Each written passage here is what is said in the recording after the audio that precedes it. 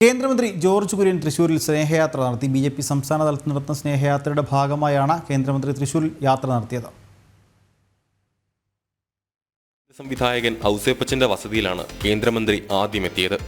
തുടർന്ന് പ്രധാനമന്ത്രിയുടെ ക്രിസ്മസ് സന്ദേശവും ക്രിസ്മസ് മധുരവും ഔസേപ്പച്ചന് കൈമാറി.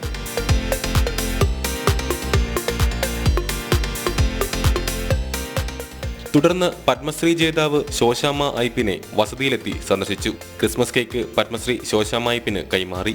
ശോശാമ്മ ഐപ്പ് രചിച്ച പുസ്തകം കേന്ദ്രമന്ത്രിക്കും സമ്മാനിച്ചു.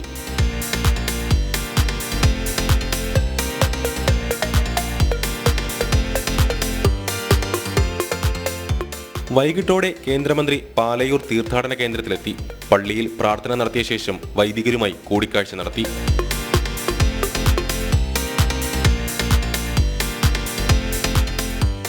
പാലയൂർ സന്ദർശനത്തിന് ശേഷം കേന്ദ്രമന്ത്രി മടങ്ങി. ജനം, തൃശൂർ.